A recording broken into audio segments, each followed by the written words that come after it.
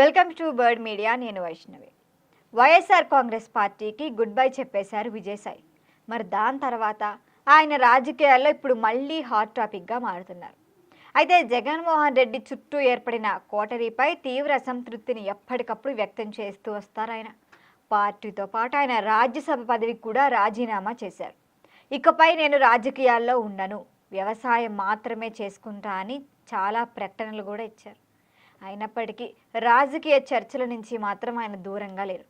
Party లోపల తనలాంటి సీనియర్లందరికీ కూడా విలువ లేకుండా పోయిందని, జగన్ చుట్టూ ఉన్న కొందరినే ఎక్కువగా నమ్ముతున్నారని ఆయన బహిరంగంగా చెప్పటమే కాదు, తరచూ వీటిపైన సోషల్ మీడియా ద్వారా సంచలన వ్యాఖ్యలు చేస్తూ వార్తల్లో కూడా నిలుస్తారు. ముఖ్యంగా ఆయన ఎక్కువగా మద్యం కుంభకోణం పైనే ఫోకస్ పెట్టారు. మరి ఈ కేసులో విజయసాయిరెడ్డి పేరు ప్రముఖంగా వినిపించడం కూడా రాజకీయంగా పెద్ద చర్చకే దారితీసింది. ఈ కేసులో ఇప్పటికైతే ఆయన నిందితుడిగా ఉన్నప్పటికీ సాక్షిగా మారి కీలక సమాచారాన్ని ఇచ్చారన్న ప్రచారం అయితే ఇప్పటికీ ఉంది. మరి ఆయన నోరు తెచ్చిన తర్వాతే ఈ అరెస్టులన్నీ చకచకా స్టార్ట్ అయ్యాయని కూడా రాజకీయ వర్గాల్లో వినిపించే మాట. మరి ఇదే వ్యవహారంపై కేంద్ర సంస్థ అయిన ఎన్ఫోర్స్మెంట్ డైరెక్టరేట్ రంగంలోకి దిగింది.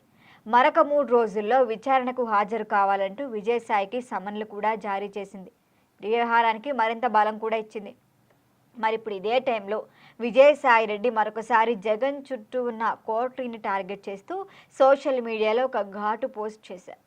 ఎంతటి బలమైన నాయకుడైనా సరే చుట్టూ ఉన్న కోటరీ గనక అమ్ముడు పోతే చివరికి మూల్యం చెల్లించుకోక తప్పదని వ్యాఖ్యానించారు. మరి దీనికి ఉదాహరణ కూడా ఇచ్చారాయన. మరి దానికి ఉదాహరణగా వెనిజులా అధ్యక్షుడి ఉదాంతాన్ని కూడా ప్రస్తావించారాయన. సైన్యాధిపతులు చుట్టూ ఉన్న చివరకు వాళ్ళే అమ్ముడుపోయారని, అందుకే అధ్యక్షుడితో పాటు ఆయన భార్యను కూడా అమెరికా అరెస్ట్ చేయగలిగేంత ధైర్యం చేసిందని కూడా పేర్కొన్నారు. ఇక అమ్ముడుపోయిన కోటరీపై గనక మనం ఆధారపడితే ఎంత పెద్ద నాయకుడైనా సరే బలహీనం అవ్వాల్సిందే అని తేల్చి చెప్పారు. మరి ఈ వ్యాఖ్యలు ప్రత్యక్షంగా చెప్పకపోయినప్పటికీ పరోక్షంగా జగన్మోహన్ రెడ్డి ఉద్దేశించి చేసినవే అన్న భావన కూడా అందరికీ తెలుస్తోంది. ఇక వాస్తవానికైతే ఇప్పటి వరకు విజయసాయిరెడ్డి తిప్పి మళ్ళీ వైసీపీ గూటికే చేరతారన్న ప్రచారం అయితే కొంతకాలం నడిచింది. మరి అందుకు తగ్గ ప్రయత్నాలు జరిగిపోయాయి అన్నది కూడా వినిపించింది. మరి అయితే ఆ దిశగా ఇప్పటి వరకు ఎలాంటి ముందడుగు పడలేదు. ఆయన కూడా అధికారికంగా ఎక్కడా ఏం చెప్పట్లేదు. పైగా విజయసాయి విషయంలో జగన్ అంతగా ఆసక్తి కూడా చూపించట్లేదు, దూరంగానే పెడుతున్నారన్న చర్చ కూడా పొలిటికల్ సర్కిల్స్లో వినిపిస్తున్నమాట. మరి దీనికి కారణం చూస్తే జగన్ చుట్టూ ఉన్న కోటరీ అని కూడా చెప్పొచ్చు.